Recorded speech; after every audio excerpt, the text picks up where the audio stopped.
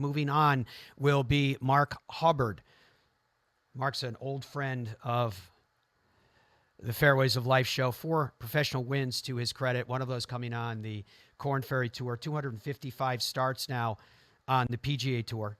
17 career top 10s.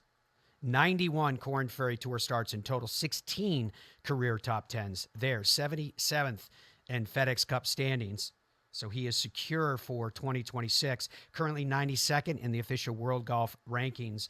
And just to give credit where credit is due, putting from 3 feet, he's number 1 on the PGA Tour. That's 759 for 759. He's joining us right now. I see the look of shock on your face there, Mark. How are you? I'm great. How are you, man? It's good to see you. Doing very, very well. I guess 3 feet for you is not quite the distance yet that tries a man's soul, but it's not too much beyond that before it starts to get a little nervy after a while, doesn't it? Yeah, I've done a lot of work on my putting, and I'm pretty automatic from there, and I'm a great lag putter too. So I tend to leave myself, a lot of 1 to 3 footers instead of 4 or 5 footers. So that helps. We're still working on that mid range, but it's getting better. Yeah. And when last time you were with us talking about working on stuff, I remember you telling me, Mark, that you were working on getting your swing less, as you phrased it, arms and more body, core, big muscles. How did that work out for you, and how much is that reflected in these positive numbers? So I mean, I've worked on both putting and swing. The swing stuff with a lot more body with my new coach over the last couple of years. It's been great. I'm hitting it well, but I'm a lot longer now. I'm a lot faster. I mean, when we first started the show, I was probably, cruising at 112, 113 miles per hour. And, I'm now more at like 16, 17. And it's made a big difference. I mean, I know the old saying is drive a show and putt for dough, but that's just not necessarily true out here anymore. So, um, you know, it's nice that I've gotten a little longer in my old age. did did you have to? I'm curious. The question I'm asking, to give you the context of the question, is about the ascension of players. Because in today's show, we were talking a lot about watching players ascend. Jacob Bridgman, young guy, Andrew Novak, who all of these guys were way outside of any thought of being in the top 50 last year. And right before our eyes, we're seeing them grind away and fight their way inside the numbers. We watched the same from you over the course of your career, which obviously we're excited about and very proud of you in doing. But my question is, where along the line, Mark, did you have to change your own self-image? Did you say to yourself, I deserve to be here. I can do this. I can compete against anyone. Yeah, I don't know. I don't know if I've necessarily had that, same rise that they have. If anything, that's been a little bit of the problem and a great reflection of how this year went for me. I feel like I'm one of the more consistent, just steady guys on tour throughout my entire career, really. And unfortunately, that's not always what you want on the PGA Tour. It's really nice, and don't get me wrong, I've had a great career, but this year I played really solid the whole year, probably better overall than I did the last 2 years, and yet I finished 13 or 14 spots worse at the end of the season and missed Memphis. So, a lot of times you are better off kind of having those really big, great A+ weeks, and then it doesn't really matter a whole ton after that. Whereas this year, I kind of just had my like B+, A- game the whole year and had, a lot of like 30, 20, those sort of finishes. And you really need those top finishes. You really need those wins. And, I haven't won out here yet. I know I can. So when you ask about like, knowing you belong out here, I would say definitely when I had to go back down to the Corn Ferry Tour and in 19 especially, it was just kind of like, wow, yeah, I'm better than this. I don't belong on this tour. And I was lucky enough to win there and get my card back, and I've been here since. So there has been that moment where I started to believe in myself more and knew I was meant to be out here. But yeah, I mean, I'm still searching for that kind of rise that a JJ had this year.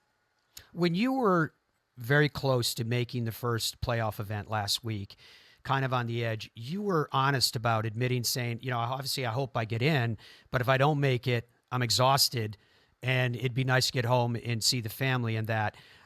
Where are you now that you've had a few days to rest, a little bit of time with your wife and with the girls, in reflection in terms of energy management, et cetera? Do you know what I mean? Yeah, if I'm honest, I haven't gotten a ton of rest. We got invited by one of my sponsors actually to go to Outside Lands in San Francisco over the weekend. So we just got back home last night. And yeah, I got, what I'd say is I've gotten about 8 days of rest for my soul.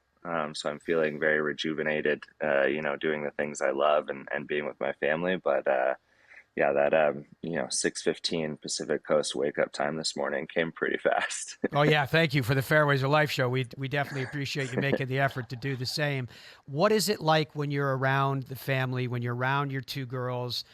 The fact that they don't care if you finish 77th or 27th or 107th, you're just dad and you're on the road a lot and now you're home. Yeah, it's awesome, man, and it helps because it starts to make you care a little less about it, which I think is a good thing.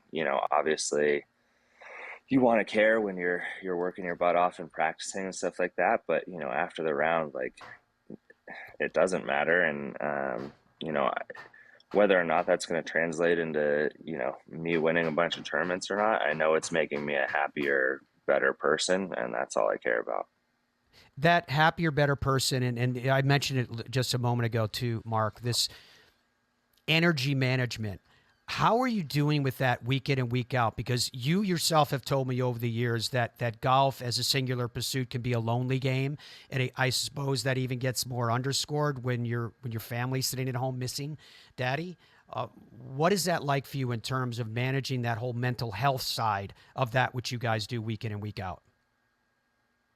Yeah, I feel like it's been pretty good. I mean, right now they're still young, so they're traveling a ton with me. So that helps. It's going to be tough when they go to school. We also moved this year in February to like the Reno Tahoe area, and it's been great. It's close to my wife's family and reminds me of Colorado, so that's kind of been rejuvenating for our souls as well. Um, and my team's been awesome this year, so they've helped me. So as much as the last I had to do six in a row to end the season, and I really was exhausted at Wyndham. It also I was able to pull through with a pretty special Sunday, so I still had a little left in the tank. And what is your plans playing wise for the next few months? Yeah, so I mean, I finished the regular season 77. I have to be in the top 100 by um, the end of the fall, which is RSM. So there's seven events I'm going to go play. Obviously, the finish at Wyndham helped me a ton and took a lot of pressure off, but I still need to play and make a few points to be secure and safe. That being said, I've had a lot of good finishes in the fall, Jackson and Napa, especially. I had a third in Bermuda last year, so I really like the fall schedule. I like those courses, and I would probably play most of the events anyways. So not a lot changes for me, and I'm yeah back to reality after an 8 day hiatus, being a little bit of a degenerate. So Good. today's D-Day, and we're gonna get back in the gym and get things going and get ready for Napa. You have earned your degenerate status. There's no doubt about that. That was quite a grind that you were on. All right. I always ask you about your sponsors when you're on with us, and I always love to start with Hubs Peanuts because we love them too. Could you talk to us about who you've aligned yourself with? Yeah, I saw them. I saw a little commercial for them on the show. I was super happy that you guys are friends. So he's the best. Marshall's awesome. My bag sponsor is Waste Connections, which has been really fun. They're a trash company. It was awesome at the Waste Management getting to talk a bunch of trash to them, literally, pun intended. So they've been great.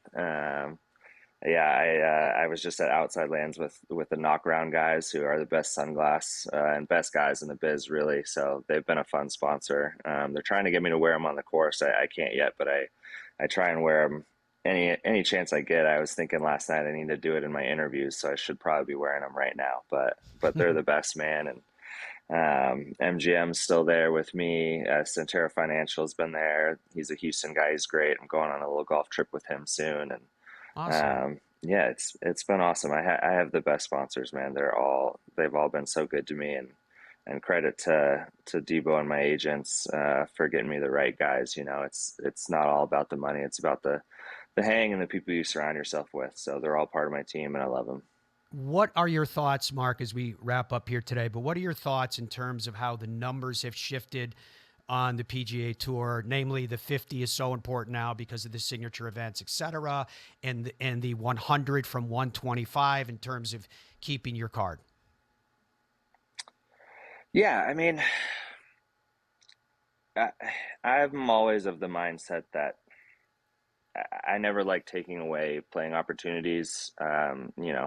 Even from when I got on tour, if you look at the 400th best guy or the 400th world ranked guy in the world right now, like he's four times better than he was when I was on tour in 2015. So in the last 10 years, he's gotten four times better, but he has about a fourth of the playing opportunity. So that's sad to me because just the game is in such an amazing place. Like, and that's what I think most people don't realize is just like how freaking good the guys on the Corn Ferry Tour are. I mean, even the smaller tours, the Mackenzie Tour and all those, like the DP Tour, all that. There's so much good golf. So that is a baseline. Like, I never want to see less spots. I understand why we've had to do the things that we've had to do. Like competition, makes you change and reevaluate. So I don't necessarily mind the going to 100 to make it a little more competitive. I just want that 100 to mean a little more. For me, I never saw the problem with the 120 field invitationals and making those the signature events. Like those were always awesome fields and awesome competition and great ratings and what have you. So I never saw the point of getting rid of those and dropping those down 50 spots. And I think it just kind of makes Memphis a little weird where, yeah, you want to make the playoffs, but then it also doesn't mean a ton if you do, because like you still like, if you finish 70th, you're still going to play most of the fall to try and get in the 51 to 60. So it's just kind of this weird limbo where obviously the 50 is really important. You want to get into those signature events, but then beyond that, it's kind of like it takes some of the, I don't know, just like the pressure of getting the playoffs off, and that's not what you want. You want the playoffs to be as important as ever. So I don't know. It's all probably going to change next year. We seem to be like troubleshooting a lot right now to find that zone, and we need to. So it'll be interesting to see where it goes. But I would love it if you kept your card with 100, you get into the signature events, and that's what the PGA Tour is. Mark, we're out of We'll time, see my where it friend. goes. Thank you. See you, All good. folks.